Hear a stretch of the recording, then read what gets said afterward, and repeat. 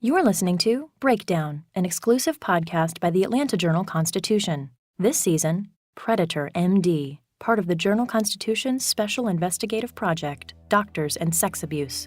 You can learn more about the project and this podcast at ajcbreakdown.com. Previously on Breakdown. There are new developments tonight in the case of a local doctor. He's accused of sexual battery. Tonight, he's out of jail. And more women are coming forward. They say they are victims too. He did something to me that I don't think any woman would feel comfortable.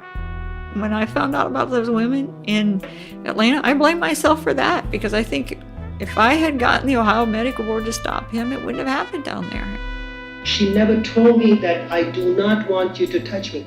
And it's fair. I mean, if a person doesn't like it, you don't like it, you tell me. You set the boundary, and that's perfectly fine. My hands may have touched her low thigh, but never in a sexual way. Never was I told that she was uncomfortable. After Dr. Vinny Gupta had manipulated them, exploited them, humiliated them, his victims were left to second-guess themselves. I said to myself, why'd you let him do that? Why'd you let him go that far? Why did you let him do that when you knew he shouldn't be doing that? But, again, it's you believe what they tell you. That was one of his victims from Atlanta, Crystal Douglas, who says Dr. Gupta groped her breasts during an unchaperoned exam in early 2009. And here's a woman from 12 years earlier in Ohio who says Gupta gave her a vaginal exam with no chaperone and an ungloved hand. I feel that regret of why didn't I say something? Would it have changed anything? Because he's gotten off so many times on worse cases than me, it sounds like. But digging into Gupta's professional history during the 2 decades he spent in Canada and the United States, with his exploitation of women, his total lack of contrition, his victim mentality, the setbacks to his career, the squandered second chances, I can't help but wonder, what was this guy thinking? Welcome to Episode 3. I'm Johnny Edwards of the Atlanta Journal-Constitution's investigative team. I certainly wasn't one of the lead reporters on last year's Doctors and Sex Abuse project, and I certainly wasn't the smartest reporter on the project. You'll hear from some of those folks later in this episode. But my research led me to this local case, which echoes many of the same patterns of systemic breakdowns and abusive behavior that we documented in case after case after case across the country. What would make a physician, after more than a decade of schooling and training, risk a promising career, all for some repulsive thrill, giving no thought or sympathy for those he trampled over? Part of the answer emerges in this 1998 deposition taken in Lima, Ohio, when Gupta was suing the local newspaper over a front-page article about a malpractice claim he was wrapped up in. An opposing attorney brought up his prior treatment for a psychosexual disorder. Gupta denied ever having such a problem, contradicting disclosures from another lawsuit that he himself filed. So when he was asked what the psychiatrist at a treatment center in Texas thought was wrong with him, here's what Gupta said, quote, "They didn't come to any conclusion except they felt that I had narcissistic personality disorder," end quote. Others I've spoken to had reached that conclusion on their own, without ever having pored through the boxes of legal documents where I found that deposition in Ohio. Susan Witt, an Atlanta medical malpractice attorney, represented Gupta's final victim in the United States, a teenager he groped so roughly he left her in tears, with bruising on her breasts. Dr. Gupta, he's a narcissist. Narcissists are only caring about meeting their own needs, and they're not going to take into consideration the consequences to others. It also fits with the recollections of Dr. Norman Moser, a nephrologist in Lima who worked with Gupta in the mid-1990s. He seemed to be okay as a physician as far as knowledge is concerned. And as far as his clinical practice in medicine, nobody could really argue that, with the exception that he had almost a deity type of perception about himself. And he frequently would tell his patients that there's no other kidney specialist around quite as smart as he is. And that if he ever jumped ship, or if the patient ever jumped ship, then the quality of their health care would go down. So he, in essence, was putting down every other nephrologist in the area to inflate him to almost deity-like levels, making the patients quite afraid to go to anybody else, which made it a little bit difficult to cover for him on the weekends. Dr. Moser took me for a ride to show me the old Gupta home, the same house where Gupta held that 1995 Christmas party where he danced with a nurse from Lima Memorial Hospital. I think he's narcissistic. He has a godlike image of himself, and I think that his narcissism creates an environment where he feels he's above everybody else, and for that reason, he deserves to behave the way he behaves. Gary Schoner is a clinical psychologist from Minneapolis who has worked on thousands of cases like this one. He said the Gupta case fits the classic modus operandi of most doctor sex offenders.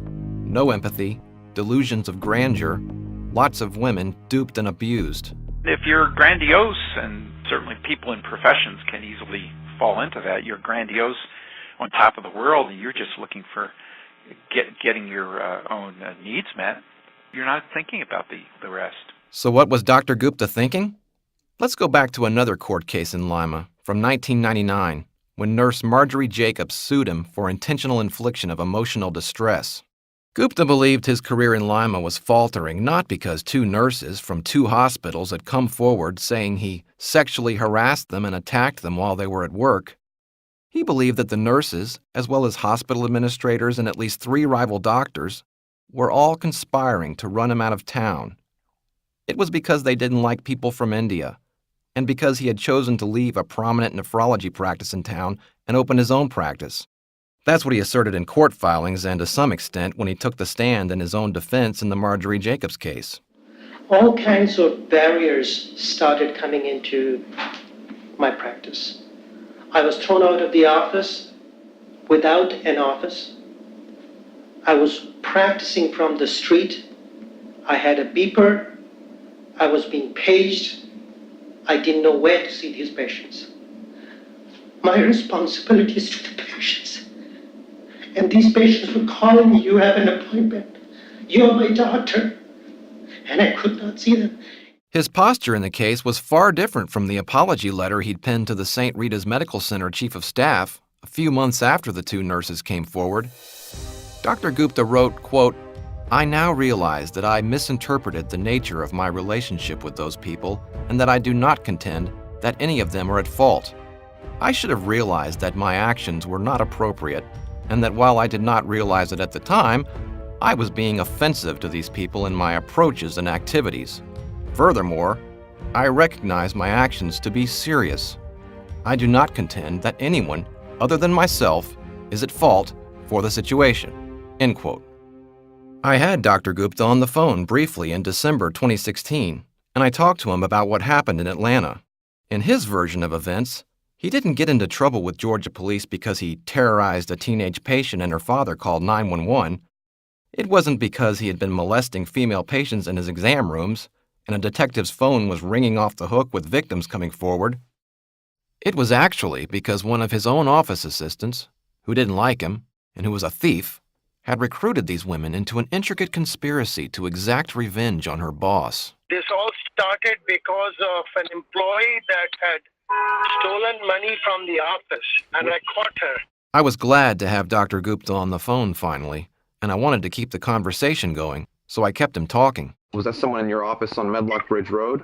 Yeah, I mean, they walked away with money from my office, and I caught her red-handed, and then she returned the money, and she had a grudge. And so she worked for the next 6 months trying to somehow implicate me and, vindictively try and teach me a lesson for embarrassing her in front of all the staff for having taken the money. The case that started it all is all nonsense. Is that the employee who reported you to the Board of Medicine you're talking about? The same employee sent all the papers to the Board of Health, yes. She also instigated all the 3 people to come and complain about me. Remember in episode 2 when very early in his career he got in trouble for allegedly touching a medical intern's breast in Saskatchewan? And how he said in a deposition that his program director handled it by merely warning him to have someone else present when doing that sort of thing, And remember my telling you that it's a rule of the Georgia State Composite Medical Board that male doctors have chaperones in the room when examining patients of the opposite sex? Well, here's the line of questioning I tried with Gupta that prompted him to hang up on me before I even got close to the stuff I really wanted to ask him about. I believe the way this started, you were doing exams of these patients without a chaperone in the room, without a female chaperone in the room. Why were you examining a female patient, alone by yourself? Well, how does anybody practice? Do you have a chaperone every time that you see a female patient? Right, I believe that's what's... And is that how medicine practices in the United States? That's how medicine is supposed to be practiced in Georgia. We spoke a few more minutes, and he ended the call. There is more to it than meets the eye. Thank you. Okay. Well, Dr. Gupta? Dr. Gupta. I am not by any means the first person who's tried and failed to burrow into the mind of Narendra Kumar Gupta. Just listen to Marjorie Jacobs' attorney, the late Jim King, cross-examining him on the witness stand. In one of my first conversations with Marjorie, she told me that Gupta once explained to her how he got from the first name Narendra to the nickname Vinny. She must have told her lawyer that story too. You do have a nickname, don't you? Yes, Vinny, right? that's correct. Didn't you tell Marjorie that you're called Vinny because you're invincible? I don't even know what you're talking about, sir. Okay. Vinny does not mean invincible. And you did not tell Marjorie Jacobs to call No. you Vinny because you were invincible? No, sir. Thank you. That's a confabulation. Because he was a medical doctor, he never had to go through this kind of interrogation by anybody wearing a gun and a badge while he lived in Ohio. As far as I can tell, he only had to go through it with lawyers and with hospital administrators and other doctors sitting on peer review panels in hearings held in secret, which brings us to one of the most monumental breakdowns in the story. Marjorie Jacobs told you in the last episode how her bosses at St. Rita's warned her that if she went to police about being grabbed from behind in a darkened room, dragged into a corner, and forcibly groped, that she'd be fired because the hospital wanted to handle it internally. Well, here's how Lima's medical community handled it internally, by treating Gupta not as a criminal predator of women, but as an impaired doctor in need of mental help. Marjorie said that after she told her bosses what Gupta had done to her, the two men sitting at the far end of a long, empty conference table, scribbling notes on legal pads, the first thing the medical staff director did was try to shift blame to her. First words, what did you do to provoke him? I said I did nothing to provoke him. And he says, well, it's probably just his culture. And I said, you know what? Dr. Malhotra, Sam Bansal, N.K. Bansal, Dr. Khurana, I said, all them would beg to differ. I said, they are all Indian doctors. None of them has ever done any of this stuff to us girls. None of them. I said, you tell them that. I think they would be insulted. Both hospitals suspended Dr. Gupta's privileges. Lima Memorial Hospital told him if he wanted back in, he had to get treatment. I couldn't get any former administrators from either hospital to talk to me for this podcast. They're retirees in their 70s and 80s now, who either didn't return calls or said they had no recollection of the Gupta affair. John Banja, a medical ethicist at Emory University's Center for Ethics, can guess why they did what they did. Clearly, their moral obligation is to confront this doctor, to hear his side of the story, and to the extent that the hospital is convinced that they have credible evidence of sexual attacks, then the fact of the matter is a crime occurred on their premises, because sexual attacks are criminal. So what that hospital should do, it seems to me, is contact the legal authorities. I don't know if it occurred here in the Gupta case, though, but going back to the 90s, there is a belief that lots of hospitals wanted to protect their doctors. And also they wanted to eliminate or prevent any kind of embarrassment or humiliation from bad press going out to the community. So it's quite possible that they, in fact, did the wrong thing and tried to cover this up, tried to hush the case up in the interest of good public relations and not making any trouble. Normally, the public can't find out how hospitals and other healthcare providers deal with doctors such as Gupta. The records are private.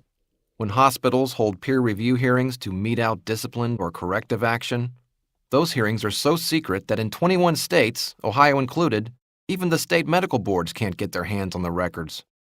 We know a lot about how Gupta was handled, though, thanks to those banker's boxes full of litigation records back in the Lima, Ohio courthouse. The most extraordinary document is one that Gupta filed himself. Before we jump back into this story, let's pause for a few minutes. I want to pull the camera back.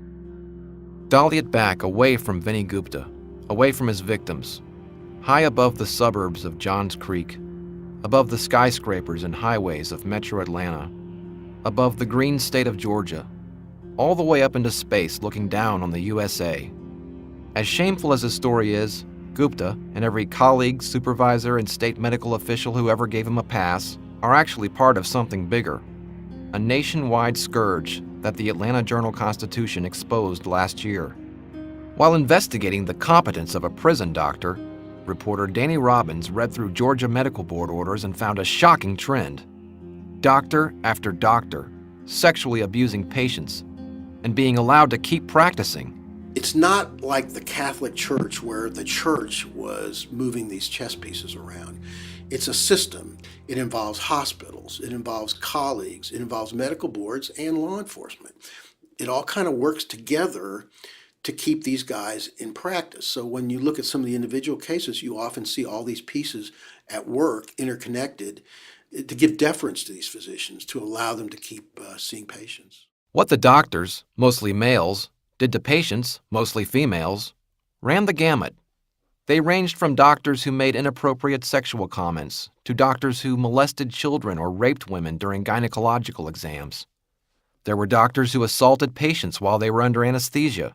There were psychiatrists who manipulated women into sex acts. Then, there were the gropers. We learned a new term in our work, frauderism. That's a compulsive need to touch other people's private parts or to rub one's private parts against someone else. We talked to women like Maria Zito, whose doctor, Raja K. Jugtiani, was accused by 8 women of touching them inappropriately. All of a sudden, before I knew it, he had my shirt up to my neck. I was like half naked in his office with my breasts out. It's kind of like I went to another place. I couldn't move. His eyes just glazed over. He was in front of me, and it was so disgusting.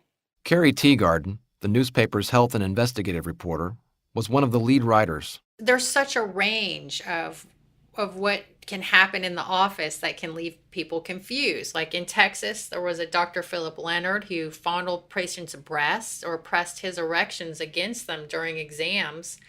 One patient came forward and eventually 17 did. In Georgia, a patient who saw Dr. Jacob Ward, who was still in practice, she went in for a back rash and facial redness, and the doctor exposed and fondled her breasts and put his hand down her pants. Sometimes it's more blatant and the patients clearly know something very inappropriate took place. One example that's pretty typical actually in Kentucky, Dr. Ashok Allure was examining an infection on a patient's abdomen, and then he entered what we would all consider forbidden territory. He told the patient she had sexy underwear. He rubbed her private parts, placed his mouth on her genitals. The patient pushed him away, and she did go to police. The doctor's explanation later was, "It was so beautiful, I just couldn't resist." Even more jarring was how America's medical industry treated such doctors with kid gloves. Cases handled quietly, doctors shielded, private disciplinary hearings, private medical board orders, public board orders stripped of any language about sexual abuse, doctors' reputations placed ahead of protecting patients, doctors shuffling from place to place. When we looked at thousands and thousands of disciplinary documents covering everything from malpractice and failure to renew your license on time, were more than 3,000 cases of doctors who were publicly disciplined for sexual misconduct over about the last 15 years. And more than 2,400 of those were sanctioned for violations that clearly involved patients. The rest involved sexual harassment of employees or or other crimes that didn't involve patients. But the other thing we found is that many, if not most cases of physician sexual misconduct are still hidden. State boards and hospitals handle some cases secretly. In other cases, medical boards remove one's public orders from their websites, or they issue documents that cloak sexual misconduct in vague language. It's impossible to know how often this has taken place, but what we were able to do was establish that it's happened in every state. In every state, doctors are often forgiven and allowed to return to practice. Of all the doctors who had been publicly disciplined for sexual misconduct, half are still licensed to practice today.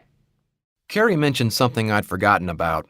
One of the top experts in the field of physician sexual abuse once gave a talk to the Georgia Composite Medical Board, sternly telling them it's a mistake when hospitals brush off doctors being inappropriate with staff.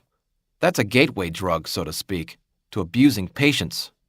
Here's Dr. Gene Abel giving that presentation. So generally, the CEO has a slap on the wrist talk with the doc. Say, listen, I've heard some bad stuff about you. You've got to stop that. That's really bad. Stop it immediately.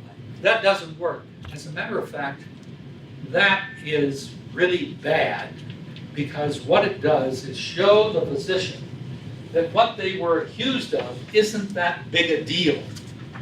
So I would say, if you have any control over hospitals, that's the one thing you ought to emphasize, that they do not go for a wrist slapping or sexual harassment, because it is antecedent to professional sexual misconduct.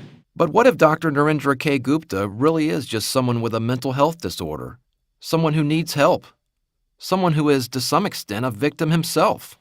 Well, I wonder what would happen if that defense were raised in a court case where someone were being criminally prosecuted. Is that a defense? And I think what we've seen elsewhere in society is zero tolerance for sexual assaults. This is just treated differently when you're talking about categorizing it as an illness. 20 years ago, that's how Lima Memorial Hospital handled it, by trying to fix Dr. Gupta's purported illness. Gupta said in a deposition later that he knew of 6 people who had complained about him. Yet Lima Memorial felt the solution was a confidential contract with Dr. Gupta, requiring him to get psychiatric help and a doctor's note saying that he wouldn't sexually harass women anymore. His treatment didn't go well. Gupta himself laid out the whole history in a counter lawsuit he filed in 1998. Lima Memorial sued him for $1.7 million, trying to recoup most of the $1.9 million that it had to pay the family of a woman who fell into an irreversible coma, allegedly because of Gupta's negligence. So Gupta countersued Lima Memorial, plus St. Rita's, plus 2 nephrologists he used to work with, plus their medical practice, and plus Lima Memorial's property management arm. He wanted $20 million. Gupta contended there was a conspiracy in Lima to drive him out of town or out of business because he's Indian. The story he laid out included being summoned to an urgent meeting by the president of Lima Memorial, a few months after Marjorie and the other nurse came forward. He claims he was told if he didn't sign a contract agreeing to take a leave of absence and get help, the hospital would hold a press conference that evening and declare Gupta a sexual predator. Gupta said the hospital sent him to a professional assessment program in Minnesota, which, after 5 days, recommended that he, quote, enter and complete the program for psychosexual disorders, end quote, at a behavioral health center in Dallas, Texas called Timberlawn. This was an open secret among Lima doctors, according to Gupta's former colleague, Dr. Norman Moser. The only thing I knew was that he lost hospital privileges at St. Rita's Medical Center entirely, and that he had limited privileges at Memorial Hospital, pending whether or not he went through a treatment program in Texas. During his 3-month stay, Gupta wrote a letter to his wife, saying he wanted to make amends and accept full responsibility for his actions. This letter became a public record later, during his divorce case. Gupta told his wife he had, quote, indulged in behavior that was inappropriate, end quote. Behavior that breached the doctor-nurse relationship. He admitted to touching and hugging Marjorie Jacobs and the other nurse, and he identified 3 other women he had mistreated by first names. Gupta said, quote, I also hugged Anita of medical records and Julie of ICU and asked her to come out to dance on 3 occasions. I put my arms around Leah at our Finley clinic and made all these people uncomfortable, end quote. But something went wrong at Timberlawn. Gupta said in his countersuit that he got an unfavorable report, and Lima Memorial began backing out of the deal.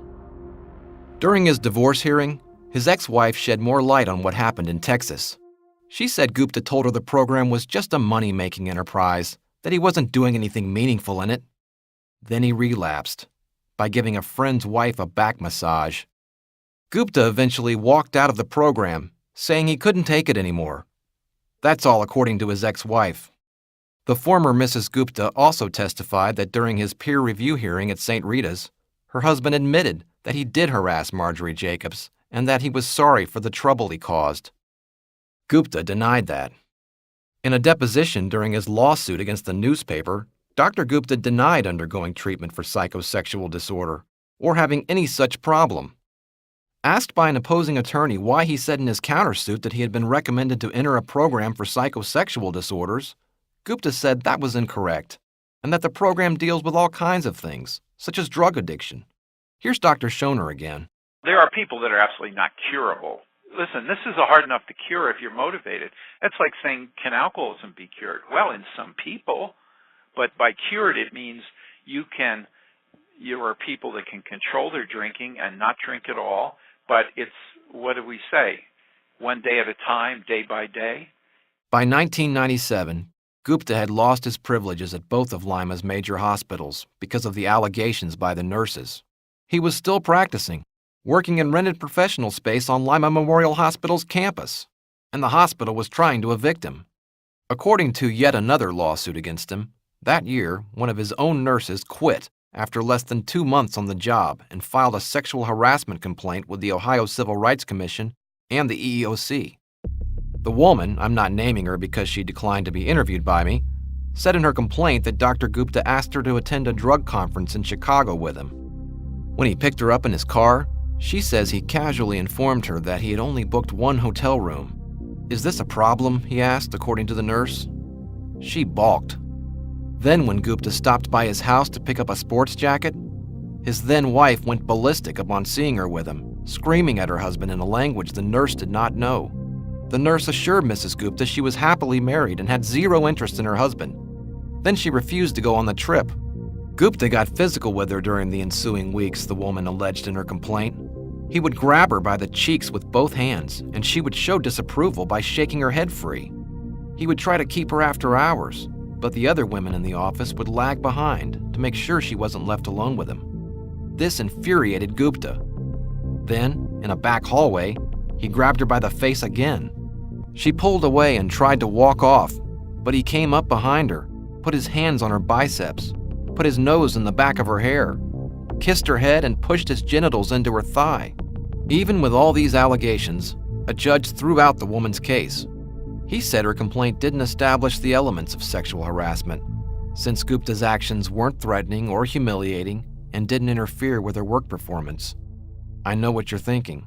Wow. Fast forward 10 years. I spoke to a woman who lives in Lawrenceville, a nurse practitioner named Gretchen Olds. I found her name in Gupta's police file, on a list of 16 names scribbled in a notepad by a Johns Creek police detective. Gretchen was one of more than a dozen people on that list who had called police with tips, or to say they were victims too. I asked her to tell me what she told police. I didn't know what to think, because this is a physician. This is a doctor. I came to him looking for a job. I came to him looking for help, to work. And he was concerned with how good my body was. He was concerned with how beautiful my face was. He was concerned with getting inside my drawers. Gretchen said she was out of work in 2007, and she answered a classified ad for a job in Gupta's Diabetes and Hypertension Center in Johns Creek. Gupta had her come in for an after-hours interview, around 6 p.m. Gretchen said he was the only one left in the building. She said he locked the door to his office, pulled his chair close to hers, and then this happened. In a stepwise fashion, it went from being an interview about my qualifications, because he talked about my qualifications and about how smart I was and about how capable I was, and to about how beautiful I was and about what a nice body I had and how close he got to me and sitting right next to me, to having his hand up my skirt and his arm around my shoulder and his hand right on my breast, to his hand up inside of my skirt, up in between my thighs, to telling me that the only way that I can get a job is the way that women get jobs, is by being cooperative and being women. He said, well, you need a job, don't you? You need to support your family. He said, you don't think that everybody's going to give you a job, do you? Gretchen said she felt trapped. I was terrified at that moment because he wasn't letting me out of the office. He was getting in between me and the office. He was grabbing at me.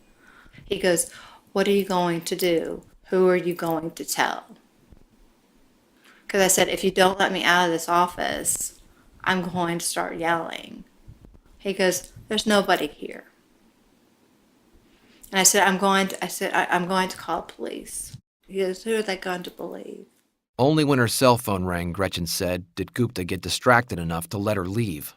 It has affected my marriage. It's affected my life.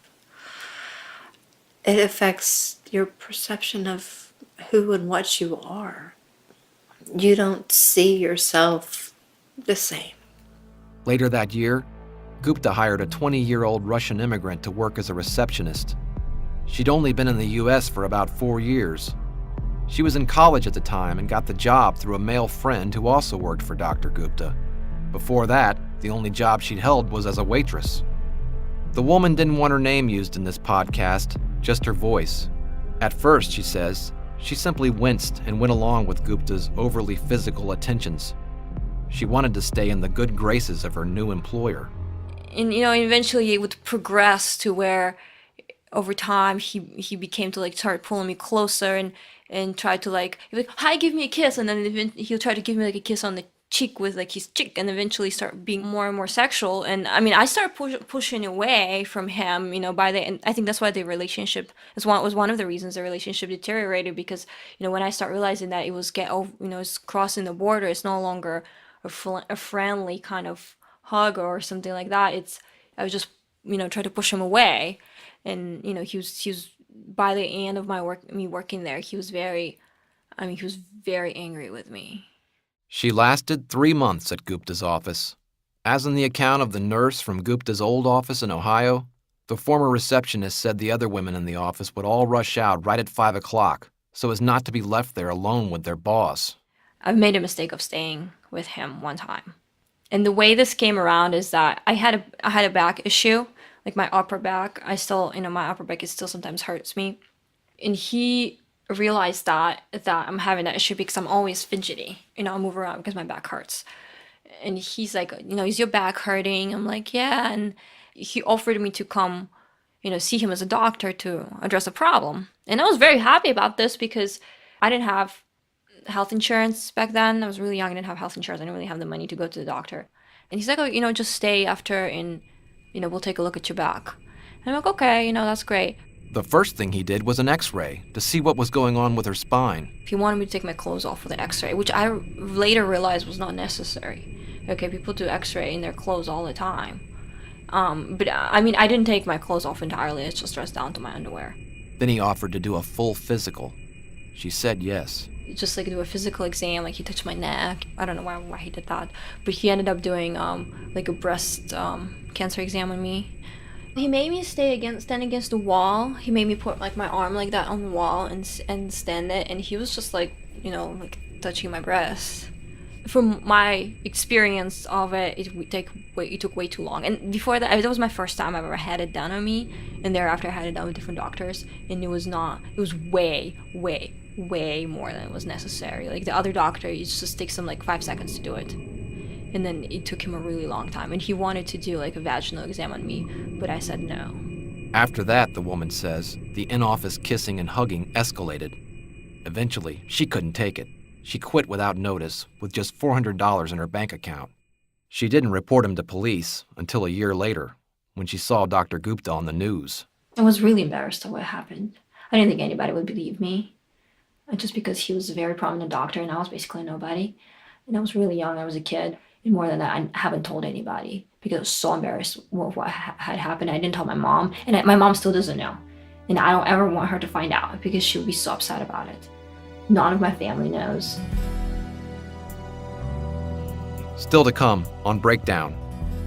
A police detective gets the case of Dr. Narendra K. Gupta. Would he just examine one breast at a time, or was he examining both breasts Well, at the same one time? at the time when my hands were on the wall, and then he would go behind me and do both, with both hands. Was he explaining anything while he was No, doing he it? was quiet the whole time. And he was just standing behind you? Yep, and I would feel his penis and everything behind me. You've been listening to Breakdown, Predator MD, by the Atlanta Journal-Constitution. The story was reported and told by Johnny Edwards, produced by Richard Hallex. Audio is by Chris Basta of Bare Knuckles Creative in Atlanta. Music was composed and performed by Bo Emerson and Billy Guin. Additional music composed and performed by Chris Basta. Special thanks to Burt Roten, Sean McIntosh, Lois Norder, Buddy Hall, and Chris Nicholson.